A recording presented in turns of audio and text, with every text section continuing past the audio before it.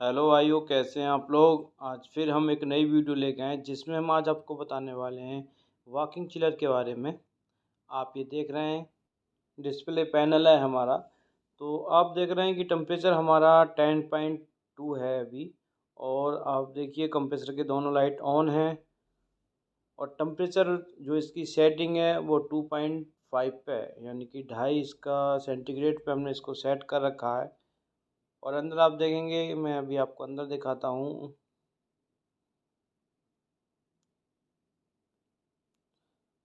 अंदर हमारा यूनिट चल रहा है, यानी कि हमारे एवोपरेटर फ़ैन वगैरह चल रहे हैं।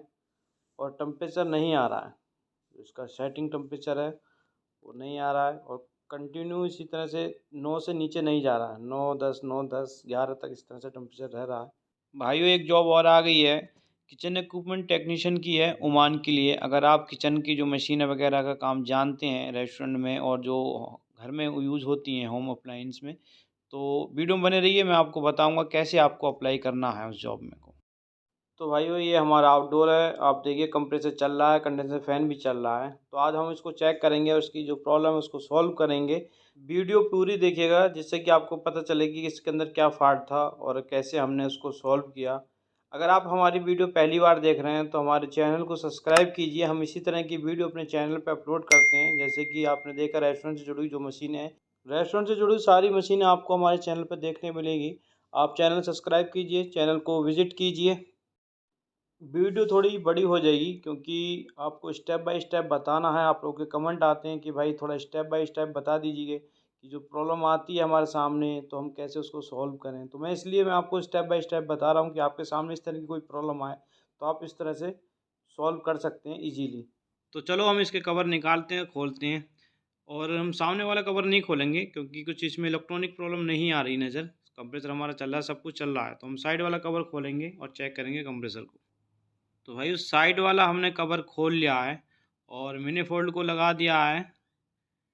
आप देख रहे हैं कि 60 प्लस हमारा बैक दिखा रहा है और हमारा डिस्चार्ज प्रेशर तकरीबन 240 के करीब चल रहा है। नॉर्मली हमारा जो बैक प्रेशर इधर 404 गैस का रहता है वो इसमें हमारा 40 बैक रहता है। और हमारा हाई प्रेशर 230 से लेके 250 तक रहता है। वो इधर के मौसम के हिसाब से ही रहता है, जिधर जैसा गर्म होगा उतना ही ज़्यादा हाई होगा। तो इधर ज़्यादा गर्म ही नहीं है। बाकी लाइन भी ज़्यादा ठंडी नहीं हो रही है, मतलब एक नॉर्मल जैसी चल रही है। तो अभी मैं चेक करता हूँ इसमें क्या प्रॉब्लम हो रही है कि मतलब हमारा जो टेम्परेचर नहीं आ रहा है, सब कुछ चल रहा है, बस इधर गैस थोड़ा ज़्यादा दिखा रहा है। तो इसका जो कंप्रेसर चल रहा है, कंप्रेसर का साउंड भी थोड़ा अलग है। जैसे एक नॉर्मल साउंड होता है कंप्रेसर का, वो साउंड नहीं है, थोड़ा अलग है। तो मैं भी आपको कंप्रेसर का साउंड सुनाता हूँ, आप थोड़ा सुनिए और थोड़ा समझिएगा कि क्या प्रॉब्लम है।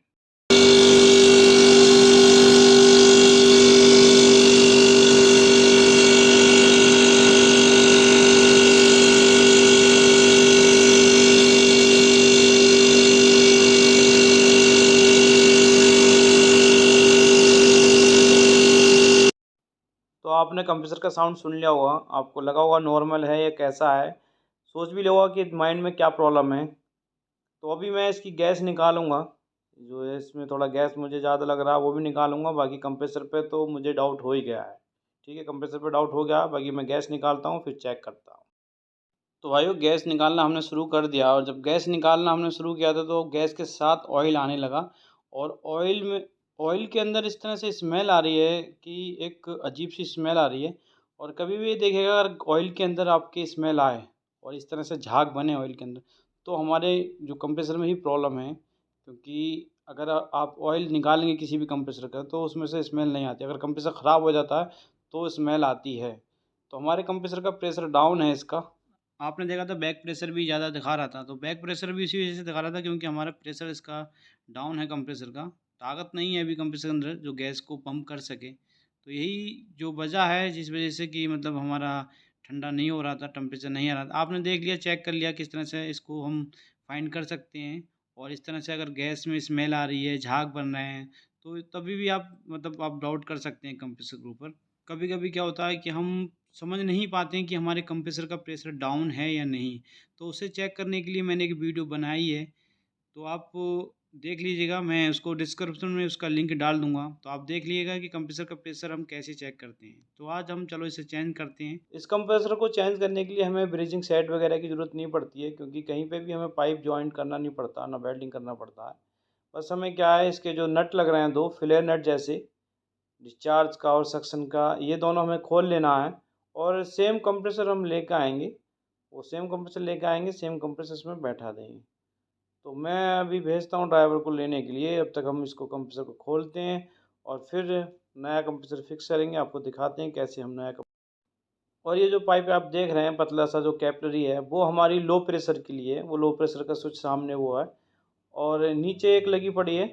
आप ये देख रहे हैं एक कैपिलरी ये है, और ये हमारी उधर से दूसरे वाले जो प्रेशर स्विच पे जा रही है वो हमारा हाई प्रेशर है। तो ये LP HP है। इसका एक वीडियो मैंने बनाया है, आपको पता भी होगा।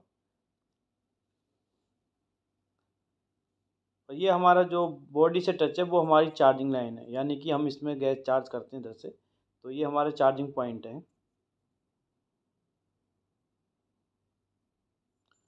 तो चलो हम इसे खोलते हैं और निकालते हैं। तो भाइयों, कंप्रेसर आ चुका है अपना, और इसमें अब हम कंप्रेसर को बैठाएंगे यूनिट के अंदर। अभी उसमें ऊपर से बैठाने के लिए हमने सब ऊपर वाला कवर खोल लिया है, क्योंकि साइड में बैठने के लिए दिक्कत हो रही थी। तो ऊपर से कवर खोल लिया है, हम ऊपर से बैठाएंगे।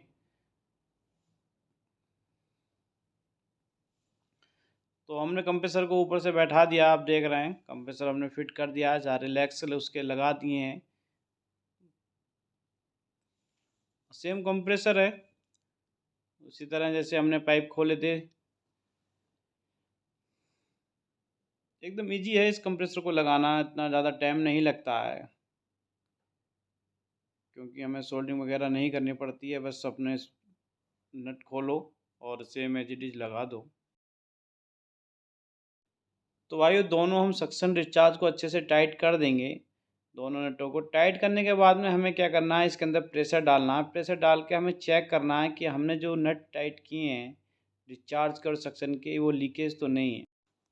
तो भाइयों, प्रेशर मैंने होल्ड कर दिया है, और 404 का ही प्रेशर मैंने इसके अंदर डाला है। आप चाहें किसी का भी प्रेशर होल्ड करके चेक कर सकते हैं लीकेज, जैसा आपके पास हो। तो मैंने अभी इसका 404 का ही गैस का डाला है प्रेशर। तो हम लीकेज चेक कर लेंगे सारी, जहाँ हमने पाइप वगैरह को फिट किया है। लीकेज को अच्छे से चेक करें, साबुन का झाग बना के बढ़िया से देखें, पानी वगैरह डाल के कहीं से कुछ लीकेज तो नहीं हो रहा है। बाकी आप प्रेशर होल्ड कर कर के भी थोड़ी देर अगर प्रेशर होल्ड करके चेक करना चाहें तो वैसे भी चेक कर सकते हैं। तो भाइयों, हमारी तो कोई भी लीकेज नहीं है। तो अभी हमने गैस को भी निकाल दिया, आप देख रहे हैं हमने प्रेशर खोल दिया दोनों लाइनों से, डिस्चार्ज से और सक्शन से। तो अगला स्टेप हमारा वैक्यूम का है। तो भाइयों, वैक्यूम पे हमने लगा दिया, आप देख रहे हैं वैक्यूम पंप चल रहे हैं। और आप देख रहे होंगे कि मैंने 2 वैक्यूम पंप लगाए हैं। 2 वैक्यूम पंप इसलिए लगाए हमने कि जल्दी से काम हो, क्योंकि आपको मालूम है वॉकिंग चिलर है, अंदर प्रोडक्ट रखा तो सारा मेल्ट हो जाएगा अगर ज़्यादा टाइम लगेगा। तो इसलिए मैंने 2 वैक्यूम पंप लगाए कि जल्दी से काम फिनिश हो और हम यूनिट को ऑन करें, टेम्परेचर जल्दी आए। तो मैं आपको बताता हूँ कि अगर आप दो वैक्यूम पंप यूज़ कर रहे हैं तो कैसे करेंगे। आप देखिए, एक लाइन मैंने जो चार्जिंग वाल्व वाली लाइन है जिससे हम गैस चार्ज करते हैं, वो मैंने इधर लगा दी है इसके मैनीफोल्ड में। और दूसरी वाली जो आउटपुट लाइन है वो मैंने इधर डायरेक्ट उसमें दी है अपने वैक्यूम पंप में। तो इस तरह से हमारा एक वैक्यूम पंप काम कर रहा है। और दूसरा वाला वैक्यूम पंप हमने, आप देखिए ये एक लाइन लिए, वो डायरेक्ट वैक्यूम पंप से निकल के ये हमने इसके डिस्चार्ज वाले में लगाई है, जो डिस्चार्ज वाल्व है रिसीवर वाल्व के ऊपर। तो जब आपका वैक्यूम हो जाएगा, वैक्यूम होने से पहले आपको क्या करना है, सबसे पहले इसको बंद करना है। ये वो जो वाल्व देख रहे हैं आप इस वाल्व को रेचिट से बंद कर दें, रेचिट से पूरा टाइट कर दें, बंद कर देंगे। उसके बाद फिर वैक्यूम पंप को बंद करें, क्योंकि अगर आपने वाल्व को बंद नहीं किया तो हमारा वैक्यूम टूट सकता है। तो इसलिए सबसे पहले वाल्व को बंद करें, उसके बाद वैक्यूम पंप को बंद करें, और लाइन ऐसी ही लगा रहने दें, लाइन को ना खोलें। फिर आप दूसरे वाले वैक्यूम पंप को हटाएं, वहाँ से मैनीफोल्ड को बंद करें, मैनीफोल्ड को बंद करके फिर वैक्यूम पंप हटा के फिर इसको गैस चार्ज। तो वैक्यूम होने तक वेट करते हैं, फिर उसके बाद करते हैं गैस चार्ज। तो भाइयों, हमारा वैक्यूम हो चुका है। तो अब हम सबसे पहले, आप देखिएगा कि हम डिस्चार्ज को बंद करेंगे, यानी कि जो मैंने आपको बताया था डिस्चार्ज वाल्व के ऊपर से हम पहले वाल्व को बंद करेंगे, उसके बाद में वैक्यूम पंप को और फिर दूसरे वाले वैक्यूम पंप को बंद करेंगे। तो रेचेट तो नहीं है मेरे पास में, तो एडजस्टेबल से बंद कर देंगे। अगर आपके पास रेचेट नहीं है तो एडजस्टेबल से बंद कर दें। वाल्व बंद हो जाए अच्छे से, उसके बाद में फिर हमें वैक्यूम पंप को बंद करना है और चार्जिंग लाइन को नहीं निकालना है। तो वैक्यूम पंप बंद कर देंगे तो हमारा एक वैक्यूम पंप बंद हो गया। अभी हमें क्या दूसरे वैक्यूम पंप को बंद नहीं करना है, पहले मैन्युफोल्ड को हम बंद करेंगे। तो अच्छे से पहले मैन्युफोल्ड को टाइट कर दें और उसके बाद में फिर वैक्यूम पंप को बंद करें। इस तरह से हमारा वैक्यूम नहीं टूटेगा। तो अब हमें क्या है, इस वाले वैक्यूम पंप से चार्जिंग लाइन खोल लेनी है और हमें गैस चार्ज करनी है। तो भाइयों अब हम गैस चार्ज करेंगे। हमारा 404 गैस का सिलेंडर आ चुका है। सिलेंडर को हमेशा उल्टा करके चार्ज करें, यानी कि 404 गैस को उल्टा करके चार्ज करें। उल्टा करने के बाद मैनिफोल्ड के पास से आप चार्जिंग लाइन को थोड़ा सा खोल दें ताकि चार्जिंग लाइन के अंदर जो एयर हो वो निकल जाए, क्योंकि वैक्यूम करते हैं तो थोड़ी हवा उसके अंदर होती है। तो जब आप सिलेंडर की तरफ से गैस को खोलेंगे तो मैनिफोल्ड की तरफ चार्जिंग लाइन से थोड़ा सा लूज़ करें और उससे थोड़ा सा प्रेशर निकाल दें ताकि जो अंदर की हवा हो चार्जिंग लाइन की वो निकल जाए। और गैस को हमें लिक्विड इसी तरह से छोड़ देना है, यूनिट को ऑन नहीं करना है, यानी कि वॉकिंग चिलर को हमें ऑन नहीं करना है, बंद पे ही हमको गैस डालना है उसके अंदर। तो गैस हम तकरीबन 50 से 60% गैस ऐसे ही डालेंगे और जब हमारी गैस पहुंच जाएगी तकरीबन 50 से 60% गैस अंदर चली जाएगी यूनिट में, उसके बाद हम इसको ऑन करेंगे। ऑन होने के बाद में फिर हमें धीरे धीरे इसको चार्ज करना है, फिर एकदम से चार्ज नहीं करना है। तो भाइयों हमने वॉकिंग चिलर को ऑन कर दिया है, यूनिट ऑन हो गया हमारा। अब हम इसी तरह से स्लोली स्लोली थोड़ा गैस चार्ज करेंगे और थोड़ा बंद करेंगे। साथ ही साथ देखते रहें कि हमारी सक्शन लाइन वगैरह ठंडी हो रही है, कंडेंसर गर्म हो रहा है नहीं हो रहा।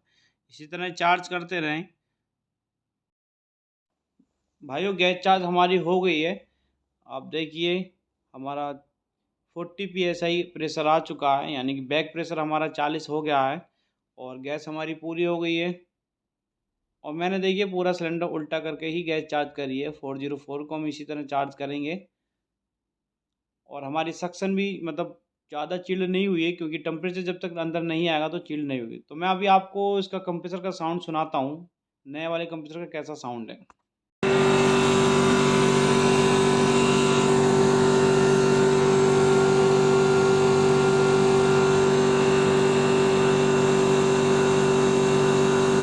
तो आपने नए कंप्रेसर का भी साउंड सुन लिया, तो आप दोनों का चेक कर लीजिएगा जो साउंड में कितना फ़र्क होगा। ये जो कंप्रेसर हमने ये निकाला है ये इसका पुराना कंप्रेसर है।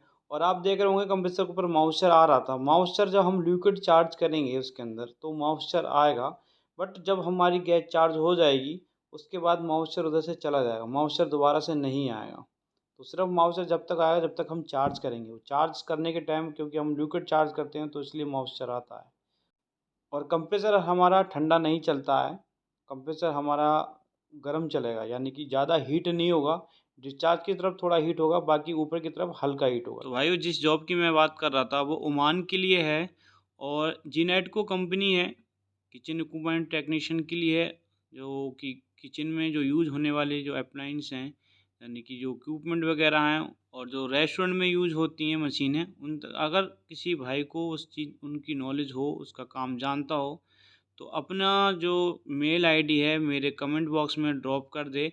मैं उसको कंपनी से जो मेरे पास मेल आई है वो उसको फॉरवर्ड कर दूंगा, वो उस पर अपना रिज्यूम सेंड कर दे। और सैलरी की बात रही तो सैलरी आपके एक्सपीरियंस पे और आपके नॉलेज के ऊपर डिपेंड होगी। जैसे ही आपके अंदर नॉलेज होगी और जैसा आपका एक्सपीरियंस हो उसी से आपको सैलरी होगी। जैसे ही आपकी मेल उन लोगों को मिलेगी तो वैसे ही आपको वो कांटेक्ट करेंगे। अगर आपका रिज्यूम उनको पसंद आया तो आपका एक्सपीरियंस उनको पसंद आया तो वो आपको ज़रूर हायर करेंगे। अगर उनको पसंद नहीं आता तो आपसे वो कांटेक्ट नहीं करेंगे। अब आप सोच रहे होंगे कि मैं क्यों बता रहा हूँ जॉब के लिए, तो मैं बता दूँ भाई मेरा इसमें कोई भी 1 रुपये का भी मेरा इसमें कोई फ़ायदा नहीं है, क्योंकि मेरे को ना 1 रुपये चाहिए ना मुझे कुछ लेना। सिर्फ़ और सिर्फ़ ये चैनल ही आप लोगों की हेल्प के लिए है। अगर आप फील्ड में कहीं पे भी अगर आपको प्रॉब्लम आ रही है तो ज़रूर पूछिएगा। और ये जॉब के बारे में जो मेरे पास आती हैं तो मैं इसलिए बताता हूँ कि ऑलरेडी मैं जॉब में हूँ और अच्छी जॉब है मेरे पास, तो मुझे और जॉब का क्या करना है। तो हम बंद करके ऊपर से कवर वगैरह सारा लगा के नीचे आ गए हैं। आप देख रहे हैं टेम्परेचर हमारा 9.5 आ गया है। थोड़ा टाइम लगेगा, काफ़ी टाइम से बंद था तो टेम्परेचर आने में। तो भाइयों जो भी मुझसे होगी आप लोगों के लिए मैं हेल्प करूँगा एनी टाइम। बस आप अपने भाई को सपोर्ट कीजिए, बस अपने भाई के चैनल को सब्सक्राइब कीजिए, शेयर कीजिए कि ताकि और भी लोग जिसको जॉब की भी ज़रूरत हो वो जॉब पा सके। और बने रहिए अपने भाई के चैनल पे, चैनल सब्सक्राइब कीजिए और वीडियो हमारी पसंद आई हो तो लाइक कीजिए। जाते-जाते बेल आइकन को प्रेस कीजिए ताकि वीडियो को नोटिफ़िकेशन सबसे पहले आप तक पहुँच सके।